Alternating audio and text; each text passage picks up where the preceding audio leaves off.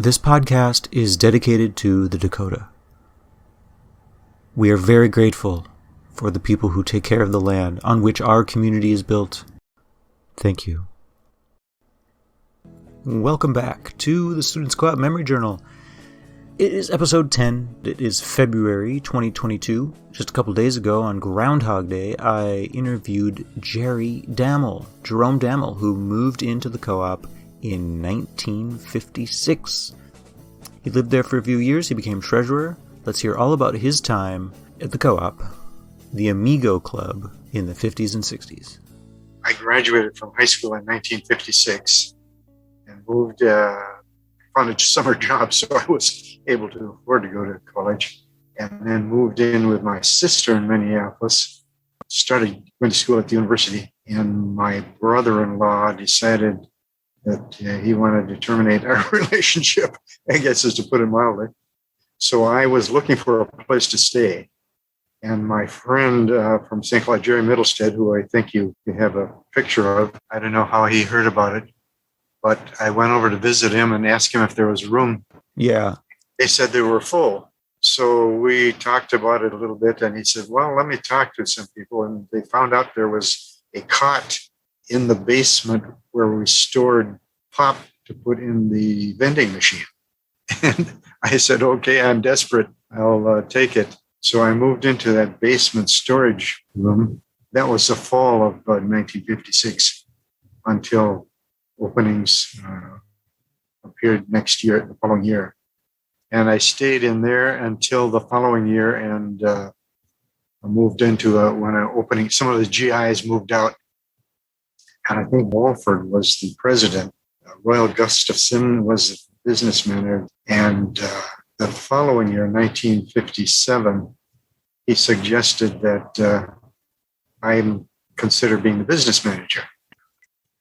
And became business manager then in 57 or 58. I think it was 57. What was your personal business? Were you head to the grindstone students just trying to make grades, or were you excited to live independently from your parents? Probably a mix of people that had different. There was a perpetual Buck Euchre card game going. I think those students were not too serious. The rest of us, especially the group from St. Cloud. I came from St. Cloud, and Tom Linskog was there from St. Cloud. Jerry Middlestead was there from St. Cloud. Gary Rodens for a while. Ed Opitz, who joined a fraternity very quickly. Those of us from St. Cloud were serious students. Did any of you know each other from elementary school or high school? Mostly high school. I knew Jerry Middlestead from elementary school. Progressively, younger and younger people move in, and older people move out. There might be some cultural difference noticed between people as that shift happens. Well, I came from a very dysfunctional family, so I was the only one that pursued higher education after high school. I'm not sure if that's what you're getting at, or that was actually going to be my next question, which is kind of a hard question. And I want the podcast to be mostly uplifting, but yeah, if anyone came from a difficult family life, maybe the co-op was it maybe some kind of sense of belonging? And it was, yeah, it was. I rapidly formed friendships with everybody there, especially as a business manager. I had to interface with everyone frequently, and they accused me of having a Cadillac fund. What does that mean? That I was siphoning off money for my Cadillac. Were you? It was impossible to do that because I got audited frequently with, not that I would have considered it, but they audited my books periodically. Thank you for keeping honest books. So the co-op was it felt like a safe and healing place, maybe? And very organized. We had, I don't know how this evolved, but everybody had a job. Taking out the garbage, passing out clean sheets periodically, washing dishes, bathroom cleaning. And once a year, we would have a house cleanup where we'd wash all the windows, do a deep cleaning on the stove and the refrigerator, that sort of thing. Wow, that's very cool to know about. Do you know if the sheets were kind of thrown into like a fraternity partners association and you'd get clean sheets back from them, or do you remember if that was kind of like washed on site or? I think it was someone collected them and washed them and returned them to us. I'd just pay for the laundry bill. Yeah, that makes sense. Clean laundry delivered periodically. I'm not sure if it was. I hope it was weekly, but it might have been monthly. Anything else you recall about just general little things like that, like how pots and pans were done, or the refrigerator, or? I recall we had a machine that peeled the potatoes. Dishes were done manually. Can we go back to that potato peeler? What did that look like? This automatic potato peeler? Looked like half the size of a garbage can, I guess, and you had some kind of a agitator in there with a rough side that would just agitate the potatoes and peel off the skin. Probably used very frequently. So then you had to maybe empty out the skins. And wash the potatoes. And I'm not sure if Nettie, our cook, did that for us, or I don't think that was one of the house duties. That's pretty amazing, because I recall pictures that I saw from Co-Opers before the Students' Co-op existed in the 1930s, I want to say, and it was men with a knife just sitting around peeling potatoes. Oh. Yeah, that sounds like a KP duty in the military. Yeah. I can see where that would not be popular. Was the Korean War still felt? Were people talking about military events in Vietnam and Southeast Asia? We had veterans that lived there, but I don't recall a lot of discussion about world events. We had regular social events. We had our winter dance, I'm not sure which. We had a spring picnic. And, those kinds of things, like you were talking about before, got people into like one big family. The things we all did together periodically against the wishes of the university. We'd go around, collect $1 from each person and buy a keg of beer and have a weekend party. Wow, cool. What do you remember if there was like a brand of beer that was preferred or something? There's a liquor store down on University and Central that didn't check IDs, get a keg of beer. I can remember once after a spring cleaning or a cleanup weekend, we had a little extra money, or more than was needed for a keg. So we bought an extra strong beer called Glick Stite.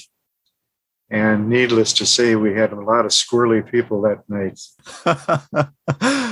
That's amazing. Was it 18 or 21 that the age was needed? Must have been, I was 18 at the time, so it must have been 21 that was the legal age. Yeah, that sounds about right then. Okay. It was the ex-GIs that lived there that played poker on weekends and got us young pups interested. They would be buying beer and they'd say, "Oh, taste a little, see how you like it." Oh. And my friend Jerry Middlestead and I were playing cards with them. We got a little squirrely after a glass or two of beer, and we started giggling like crazy. And from then on, it was something we did regularly. Do you think that some of the GIs might have been, I don't know, coping within modern language, like post-traumatic stress and just trying to like have a good time? Didn't get that impression at all. They just seemed to be there because they had the GI Bill. And I'm not sure if several that became doctors. George Morgan, I think you heard that name. He was a counselor. We didn't have house mothers or anything like that, but the university required a counselor be named. And so he became a dentist. So there were some serious GIs. I'm not sure what Dr. Walford, what he became, but he must have been something if he had a doctor's title. Yeah, wow. So I noticed that in the directories, there was oftentimes a counselor, and sometimes it mentioned that they were specializing in, like chemistry or this or that. Did they have to live at the house then? We chose somebody from the house to fill that obligation. I had to talk them into it because it was extra duty that nobody needed on top of their studying requirements. Yeah, for sure. So it sounds like a lot of people were going after doctorates or degrees, that sort of thing. We had a president, secretary, counselor, and none of those positions were paid. My business manager position, I got free room and board. Oh, okay. So you were the kind of like the one paid employee besides the house cook. Right. Wow, that is interesting. Yeah, I think that's like fluctuated over the years according to my studies. So, were there other avenues of special accomplishment you wanted to be recognized for, like good skill at hobbies or something like that? The thing I remember most was after 4 years of schooling at the Institute of Technology, I was studying to be an electrical engineer. The university, in their infinite wisdom, decided that engineers were not very good citizens. They needed more liberal arts courses, history, psychology, sociology. So they required us to take an extra year of study to get our bachelor's degree in engineering. So they increased your degree to like 5 years? Yes, the credits required to graduate. Oh, that's obnoxious. Huh, weird. And then they terminated it after 1 year. The experiment didn't work at all. They got too much grief from the students or what, but it went by the wayside. Did you more often call it Amigo Club, the Students Co-op, or the Co-op? Amigo Club, I think, was the most informal title. The Students Co-op was the formal title when we were interviewing people to come live there. And when you interviewed people, it sounds like it was kind of a group affair. There's one person in front of a crowd of people asking them questions. It became, I think, just that anybody who was interested, if and recommended by a current member, was accepted pretty readily. There weren't very many stringent rules about whether you had money in the bank to join the club or anything like that. Although we did ask a couple of people to leave over the years because they couldn't pay their bills. Yeah. Was it automatic eviction or was the eviction a discussion?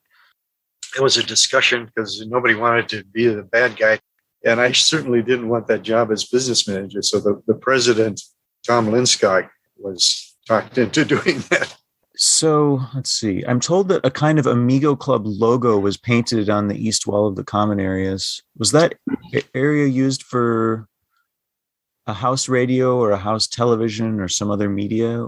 Maybe a record player? That must have been after my time that the logo was painted. But we had two main rooms on the first floor. The big one was in the front of the house, and that had a big green couch and a fireplace and a table where you pick up your mail. The middle room was a TV room, and we did resurface the floor in that room at one time, sanded it down and revarnished it. So it was a TV room. It was a TV room. And we gathered there Sunday nights to watch Paladin, I think was the rage at that time. Wow. What show was that about? A cool Western cowboy who played poker and usually fast-talked his way out of bad situations. That's awesome. That sounds reminiscent of Maverick or something like that. Oh, that's what it was, Maverick. I'm confusing it with another. You're familiar with Maverick? Yeah, I watched that remake with Mel Gibson, I think it was. Very popular. Yeah, no, that was he's a funny character. Okay, so let's see here. Back became more student rooms. We didn't have a house mother. So you were the generation that turned that into study rooms, that first floor extension? No, that was prior. That was already study rooms by the time I moved in. And you said that fireplace. I totally forgot about the fireplace because we weren't allowed to use it when I moved in. Were you using it as a fireplace? No, I don't recall ever using it as a fireplace. Yeah, that makes sense because students, sure work to keep it clean. Yeah. Chop firewood. Yeah, chopping firewood during the winter. Yeah, where would you even get that at the U? I guess. I'm trying to remember if we did other things. I resurfaced the TV room floor. We added wainscot around the lunchroom in the basement. It's about a 4-foot level from the floor up 4 feet. It's just a paneling that went around the whole. Oh, it's like a tall baseboard. Yeah. I'm trying to remember if we did some electrical work. Originally, I think the lighting was gas. Maybe, I'm not sure whether the fireplace was actually used, but when I lived there, they had a boiler in the basement heating hot water pipe throughout the building and radiators. Yeah, we actually still have a boiler. It was replaced, I think, in the 90s with a modern boiler system. I got elected to be the boiler engineer. The city required that a boiler engineer live there, so I had to go take a test. Flunked the first time. So did you have to balance the system and make sure all the radiators were working in the rooms? It didn't get to that point. I would just let it do its thing, I guess. If there was any balancing, people that lived in the individual rooms opened the valve more or less to get more or less heat into the rooms. Wow, maybe the so-called modern system was less sophisticated because one room would be blasting steam and cold. Thinking it must have been gas, because I certainly don't remember shoveling coal or anything. In fact, there was a room down, must have been in back of the boiler room, that was maybe a 10-foot cubicle, and we set up a ping pong table there and had a lot of ping pong tournaments. So it must have been the coal room. And originally, was the back room for tools and things? No, it just seemed to be pretty empty. We didn't use it for storage or anything. Never considered putting anybody's study room there. I don't think it had little or no windows. The university already had vastly different groups as far as I was looking at it. Socialist organizations, military organizations, fraternities. Did you have debates? No, I don't. Can't speak on that. Did some intramural sports things. Right across the street was the armory. We would get done with our classes, and before Nettie had dinner ready, we'd go across the street, choose up sides, and play touch football. I wrestled in high school, so I volunteered to start a intramural wrestling group, and found out I was completely out of shape after high school. But we did a lot of playing football and basketball and handball over at the football stadium. I read about those IM sports. I was wondering if that was something that was kind of like followed by the university. You kind of had to do something official with it. You couldn't just like go play, or you wanted to do something more organized. The only involvement with the university would be that they made the sports facilities available. We frequently play basketball on Saturday mornings, handball on Saturday mornings, football, and I don't think we got involved with baseball much, but football over on the fields north of the railroad tracks, I think it was. So I had to schedule time to make use of those facilities. That's so cool. That's so cool. You were organizing sports. That's really neat. And it was just something everybody wanted to do. It wasn't a requirement. Did your cohort, I'll say, like your generation of co-opers, did you have Black or African American or Indian, applicants, that kind of thing? None that I can think of. The diversity I recall is Finlanders from the Iron Range, Bohunk, we called a veterinarian student, Charlie Kubish, and Wade Himes. We called them Bohunks. I don't know why. There was diversity from that standpoint. I don't think we had any sportsmen in the house that were on the university varsity teams. We had several people from the Iron Range, for instance, and Western Minnesota. Everybody melded in together and didn't form little cliques or anything. Yeah, like everyone belonged.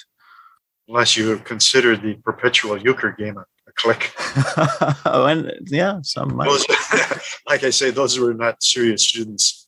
So was there any sense that the House cared about flattening the equal rights curve or anything like that? Were they getting involved in activism? No, we weren't getting involved in activism at all. I think we were all just had our nose to the grindstone trying to get through 4 years of college. I am a volunteer, but I don't have the vision to be a leader in causes or things like that. So I hope you can get a better feel for that from other people.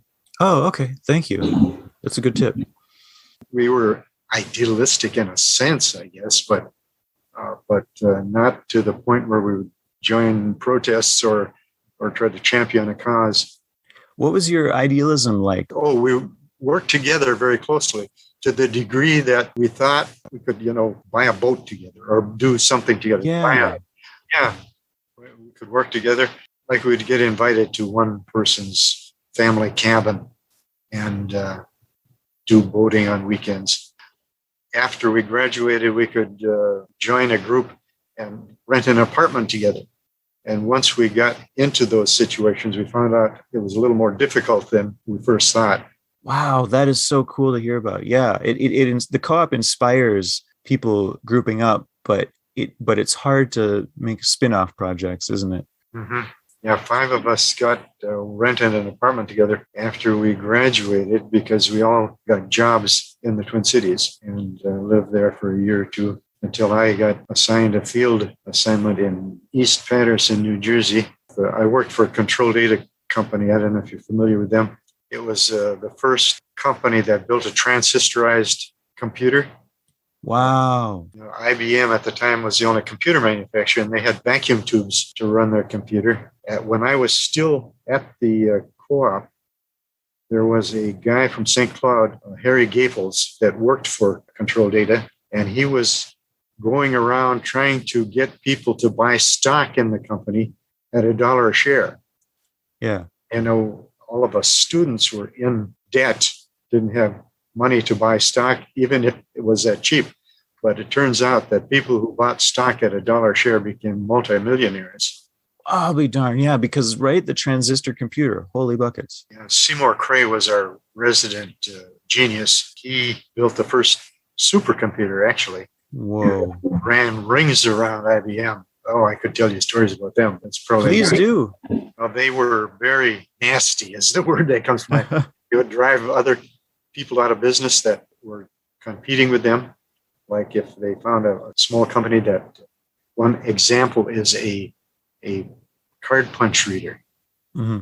They would drive them out of business by saying, we're going to keep you in court for years. We got millions of dollars and we can hire millions of lawyers and ruin you. So it's best that you sell out to us. So they bought the Hollerith, the card punch reader, and actually sold machines and card stock.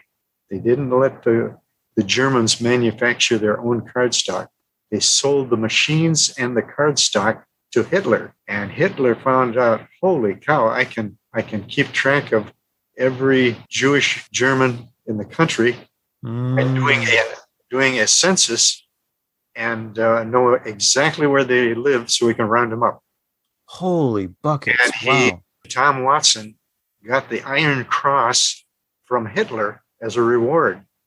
And then Hitler went on to use that technology to keep track of every tank, every rifle, every bullet, every soldier. And he just had a very efficient operation as a result of that. Oh my gosh. Wow. That's horrible and amazing. Tom Watson finally got a lot of flack about his doing business with Germany and was embarrassed to wear his Iron Cross. So he finally had to give that up. But he still continued his predatory tactics with Control Data.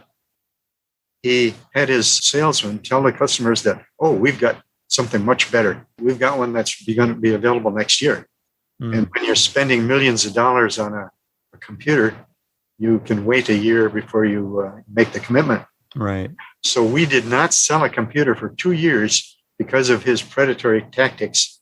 Finally took them to court and got a huge settlement where IBM had to give up their service bureau, which was a massive computer complex that sold computer services to the public. That lawsuit was just a tremendous help to Control Data. Wow. Control Data was kind of where you went right after. No, you went to the apartment after the co-op, and then you got hired into Control Data. I was working for Control Data while I was living at the apartment. Wow, that is so cool. That is 10 months after I got hired by Control Data, I spent 10 months in school learning the ins and outs of computers and transistors and how they all work together. So as we sold computers, we'd get field assignments to accompany a computer to the field and keep it running efficiently for the customer. I wish I knew enough to ask you the significance of changing a vacuum tube to a transistor, but I'm afraid I'm not an engineer. Well, size and speed, vacuum tube was the size of maybe a coffee cup, something like that.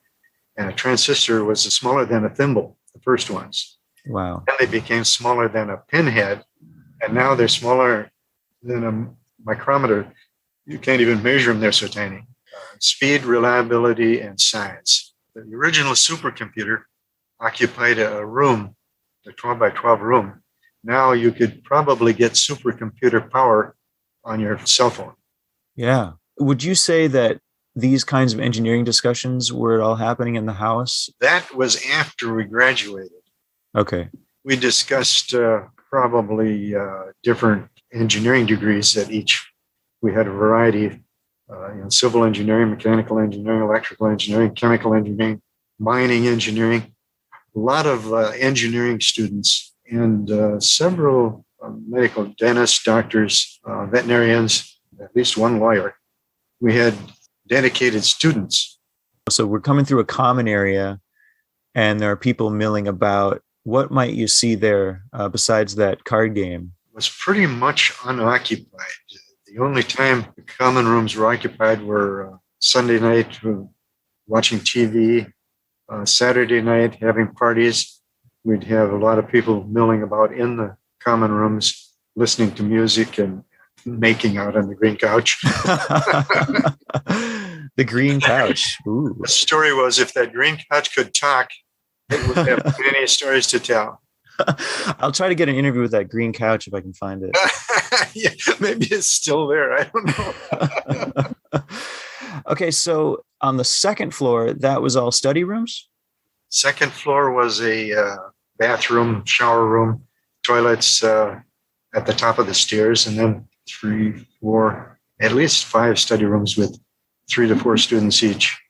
On the third floor, we had one large study room that must have 4 or 5 people in, and then 2 rooms in the back. Was it the front or the back? I think it was the back of the house. 2 small rooms where had 2 students each. And so where were people sleeping? On the third floor was a large room, the dormitory, where we had double bunks. There must have been 34 to 40 beds. Almost sounds like military style. Yeah, I think that's why they called it the dormitory. You called it a sleeping room.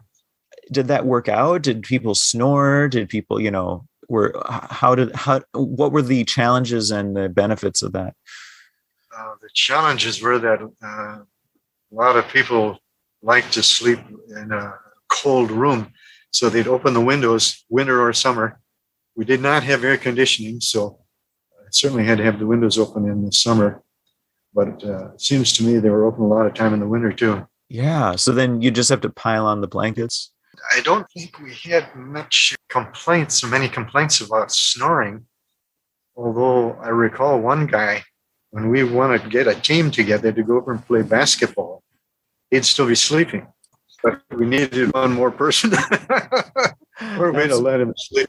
Everybody had to, grab their sheets and take them down to the back door, handed out new sheets to make their beds. Wow. Many people would wake up and maybe get fresh sheets kind of all around the same time, or? Yeah, probably. I'm not sure when they were distributed, Saturdays or something. And you were on your own. When you didn't have anybody to make your bed, you had to make your own bed, of course. Yeah, for sure. And then the study rooms, would anyone ever say, you know what, I'm just going to fall asleep in the study room, or they didn't have locks? No, they were open. Occasionally, if something would get too old and you have to throw it out, we'd go to the Salvation Army or somebody somewhere to buy desks or tables or chairs. Did anyone play piano in the living room? I don't think so. There was a piano there.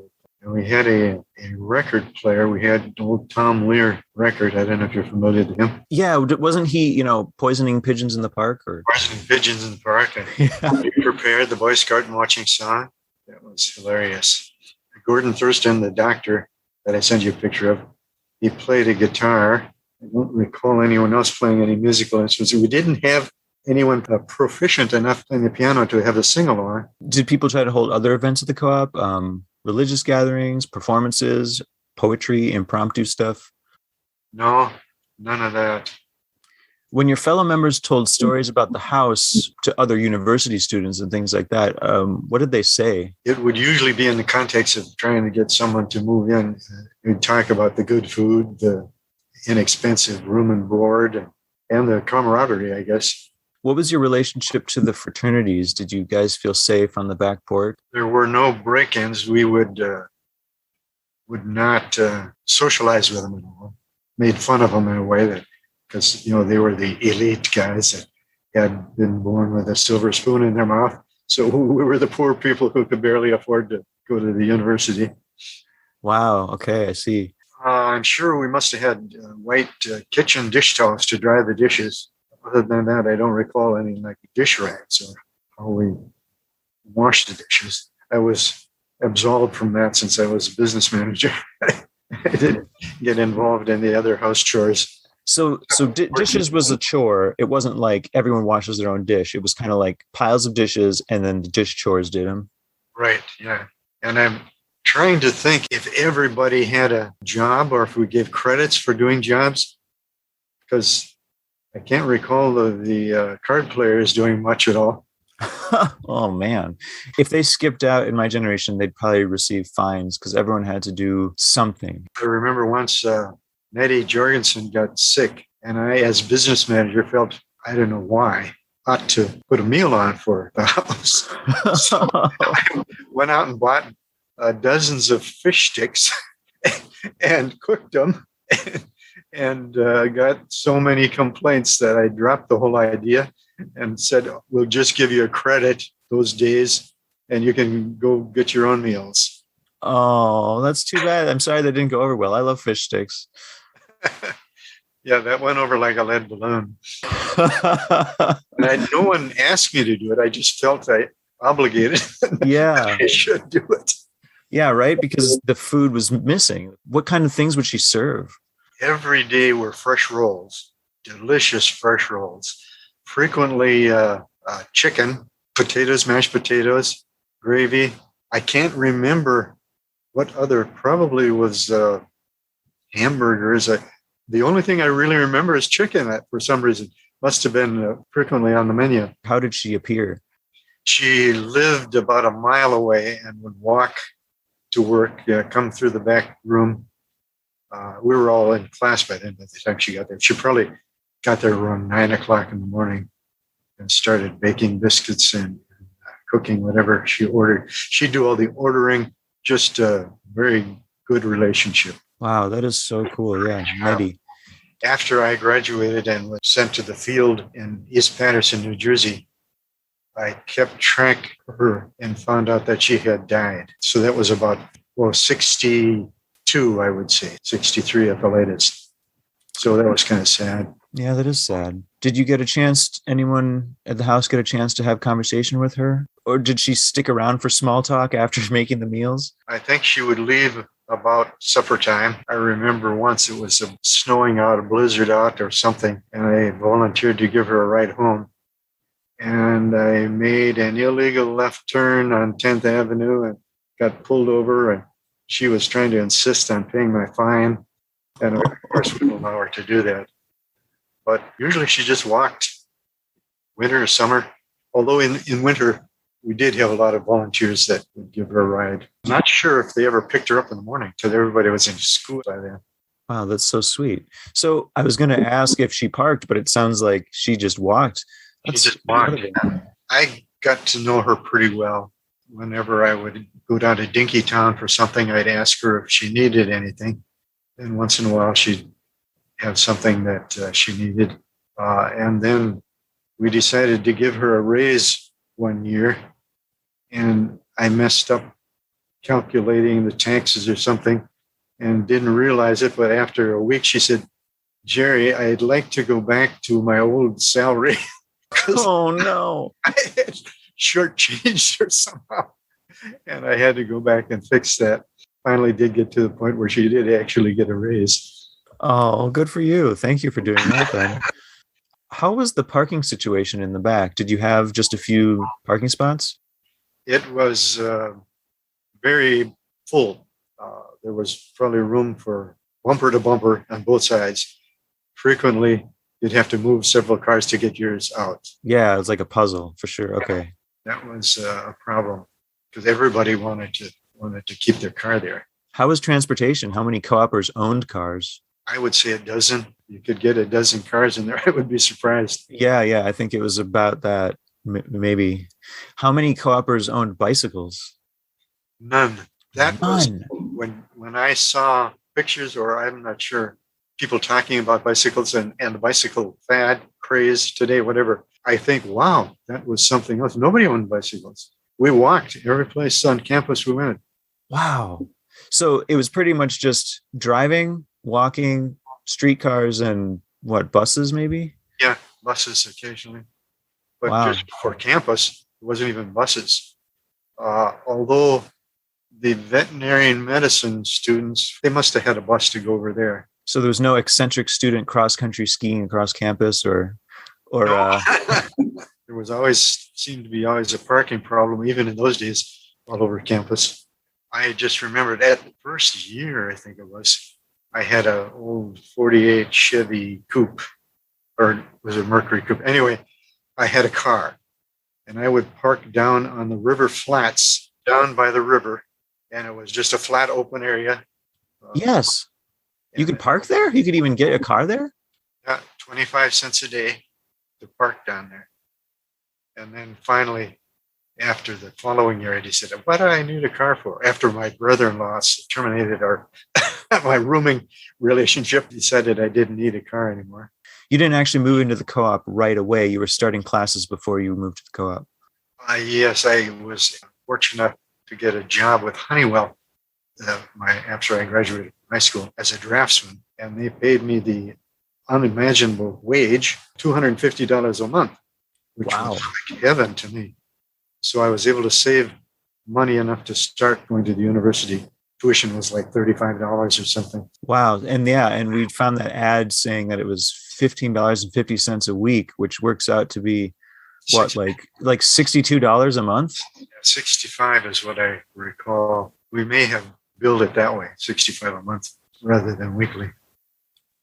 I guess in early 1952, the original plinth or facade fell off the front pillars and was replaced with this wired cement stuff called permastone. Did anyone you lived there with hold on to some institutional memory or sense of why that happened? No, people that were there, the XGIs that were there when I moved in had, probably wouldn't have been there in 52 since I moved in 56. In September 1957, I guess the front stairway was enclosed, in quotes.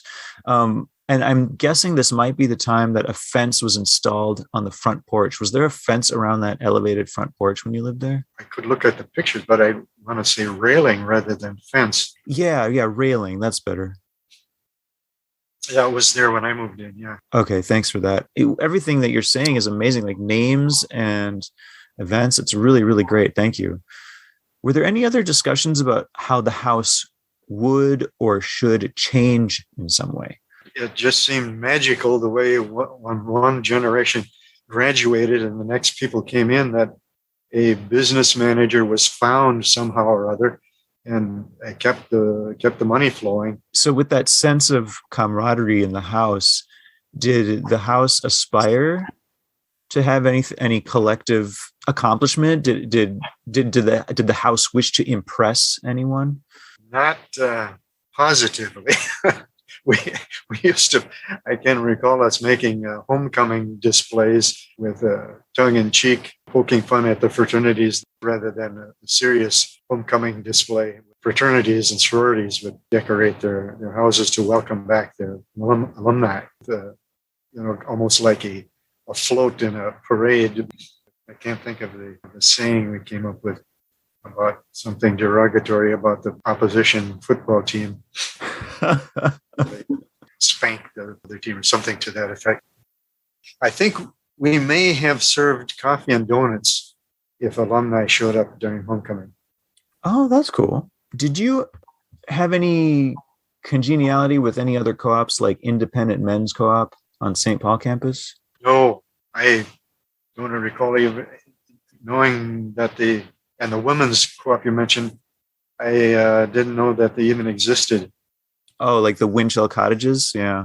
The only connection would have been if they would have been using Midland as their mortgage company, or if they're associated with Midland in some way. I'm trying to figure out when women besides the house mother or cook started living at the house or visiting so frequently that they were known to many members. But it sounds like women were at this point still not allowed above the first floor. Yeah, it was maybe 5 years later. I got assigned to go overseas to a tracking station. So I was out of touch for a couple of years. And I heard rumors when I got back that co-op was now co-ed. And I just thought, oh, interesting. I didn't think much about it one way or the other. That's when I contacted friends who had lived there and socialized with them. And we started getting together for homecoming dinners and things like that. December of 64, I think. Wow.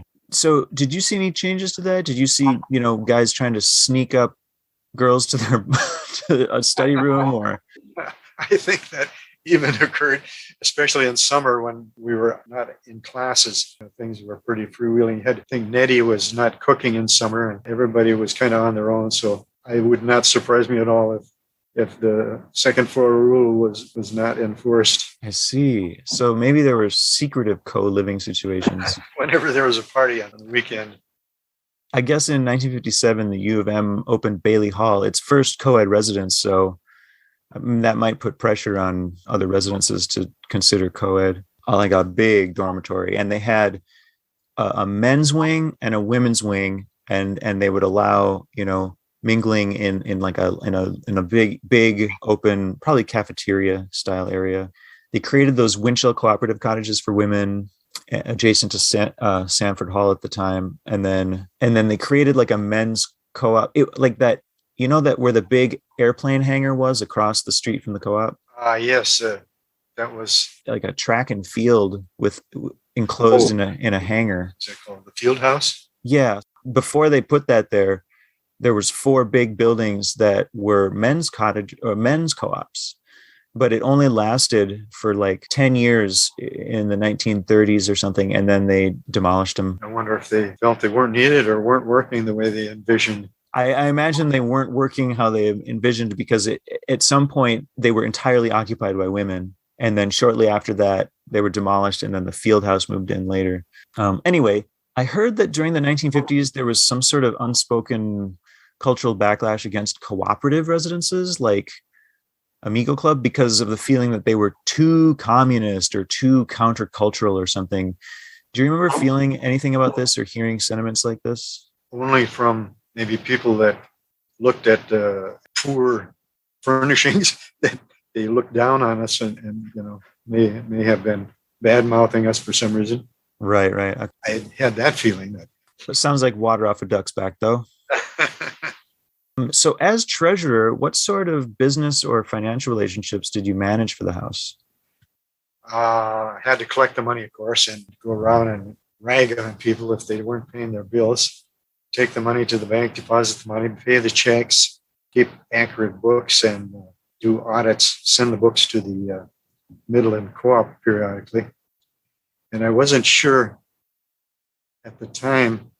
They had our mortgage, of course, but whether they had it was just an informal requirement to do the books, or if it was a legal requirement. Anyway, they do the books. And I recall once I was a penny off, and they searched and charged me $65 to find that penny. No. It was ridiculous. Instead of writing it out. Were they also known as Midland Wholesale Co-op?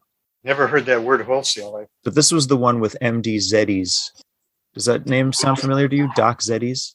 Although I did get to know the accountant that looked at her books, but can't recall the name now because the contact was so infrequent. What was the most challenging thing about being treasurer?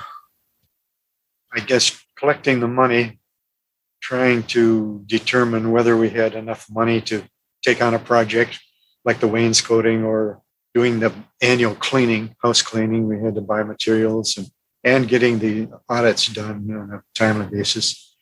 I had the benefit of getting free room and board, but I still had to find ways of getting my tuition and books, textbooks, and everything. So at one time, I had 3 jobs. Really suffered that time.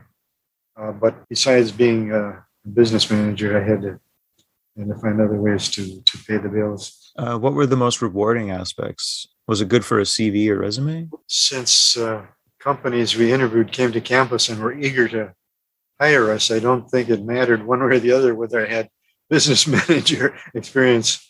Did you take part in any training process for the next treasurer? Just informal. When I took over, I sat down for a half hour and primer on where to enter the cash that comes in, where to take it to the bank, where to pay the bills, etc. And so I did that when I was outgoing treasurer, and nothing very formal, which kind of amazed me that the house was still running. Yeah, it's amazing how informal and it's still been going. So it sounds like it was just kind of entrusted to the board or the president, or just good documentation. Yeah, we knew from experience what the previous officer did and what business manager did, and then formalized it when it became necessary. Very cool. What were the other social groups besides like intramural sports, engineers, the card players that were perpetually at the card table? I think I told you we had yearly parties, work days, a formal party where we would hire a hall and wear suits and ties and have dances, hire a band to play. Not even sure how we financed those. I think we just collected money from the people that attended. So the Amigo Club would actually go get some hall somewhere on campus and fill it with co-opers and friends? Not necessarily on campus. We found a country club that was reasonably priced. And that was winter. I think we called it the winter formal or the spring formal, I think it was. How far away or how close would that be? Like, was it driving distance, or did you have to kind of like, was it a retreat? Yeah, it was driving distance, maybe just north of St. Paul a little bit. Country club. That's super fun. How about small news or local news changes that you were seeing in the Twin Cities or in the university? In the Twin Cities, besides the traffic? Besides the traffic. Just from my own standpoint, the fact that I went to work for Control Data, the company was formed, it flourished, became the first supercomputer builder, and died. Doesn't exist anymore. What happened to it? Seymour Cray, our resident genius, decided that he didn't like all the politics, so he moved his research lab to Chippewa Falls, Wisconsin, where his dad was a civil engineer back in the day. Anyway, he tried to get away from everybody coming and asking him questions every day. Well, in order to produce his new computer, they had to go to Wisconsin to ask him questions. That lasted for a year or two, and he said, enough is enough. I'm going to quit Control Data and form my own company. So he formed his own company called Chippewa Labs.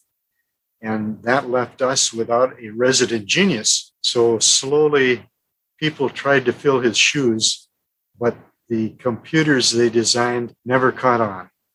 And finally, the company just kind of settled into the dust, I guess you'd say.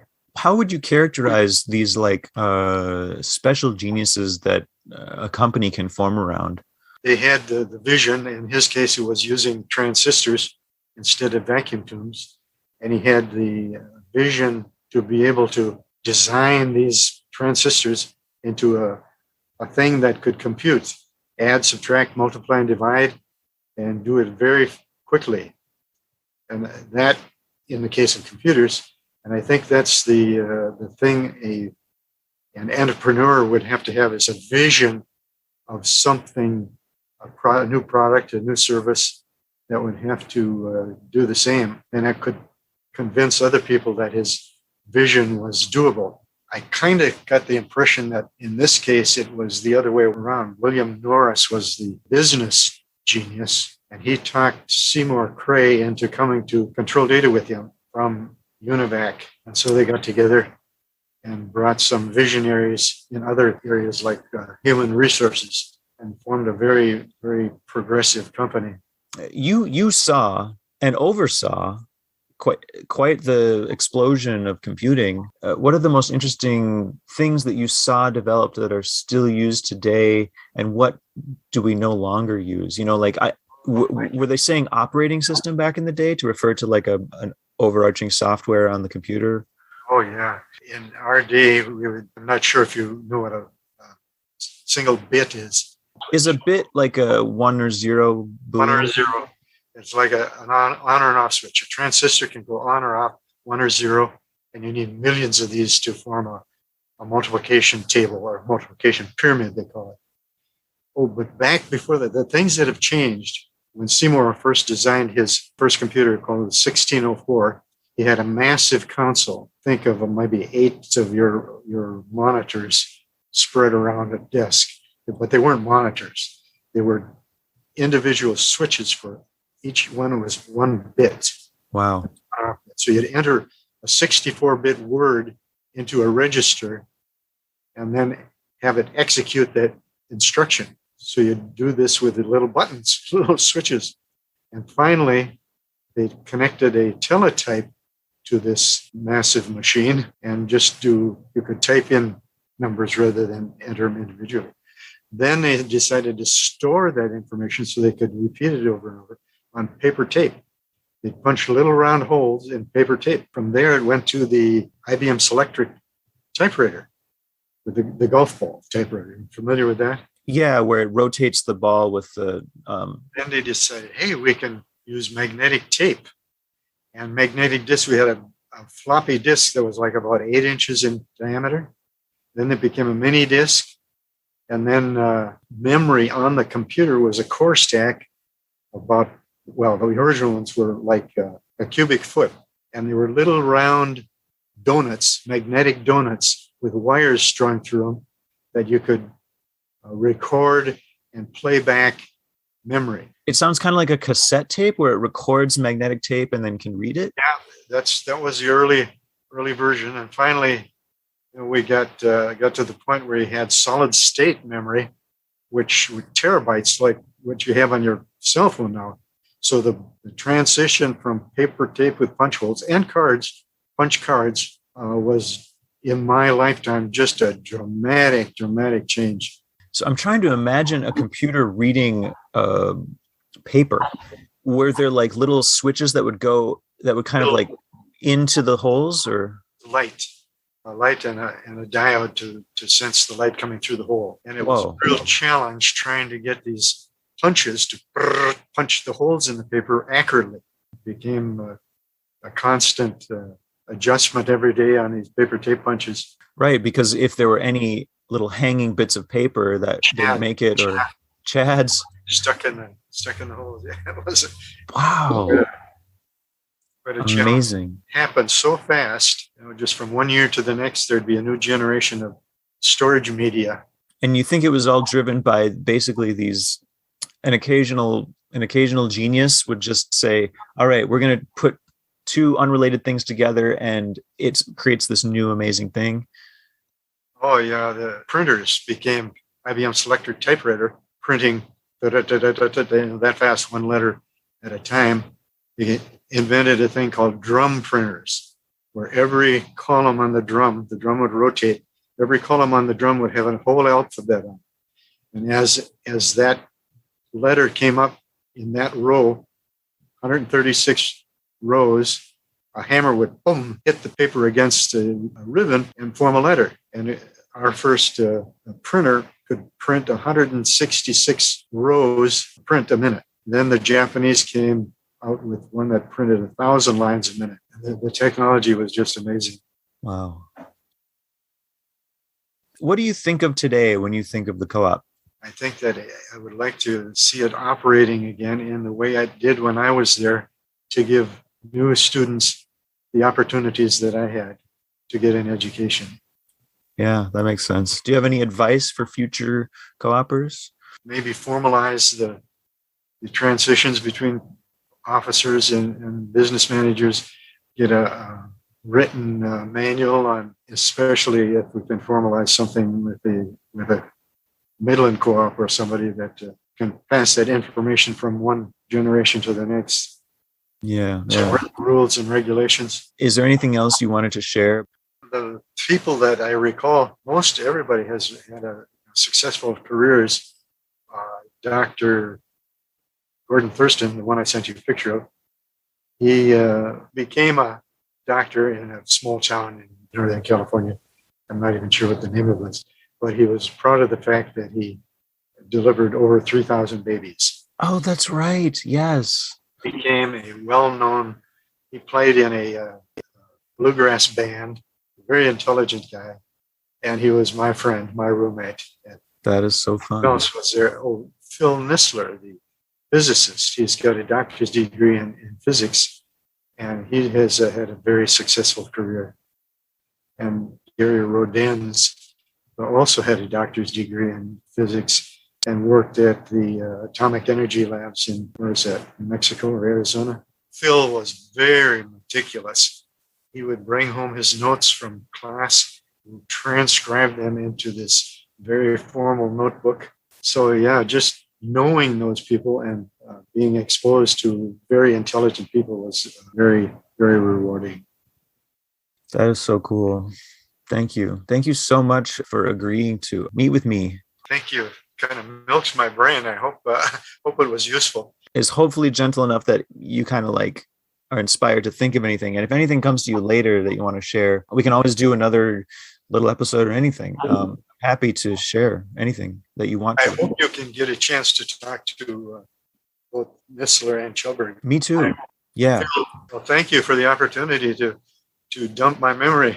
Thank you so much. I'll be using, the modern computing technology that you helped develop to distribute this to the world. It's so strange now that I can hold on a tiny little chip all the music that I love, hundreds of musical artists, and but there's still nothing quite like a record. My son is crazy about vinyl. Yeah, vinyl is, technologies come and go, and we always want to get more efficient, but I must say that quality of vinyl is so organic and so pleasant and full. You probably have better hearing than I do. With my hearing aids, where you can appreciate the depth. I can appreciate a vinyl record, but trying to tune a ukulele is beyond me. Right on.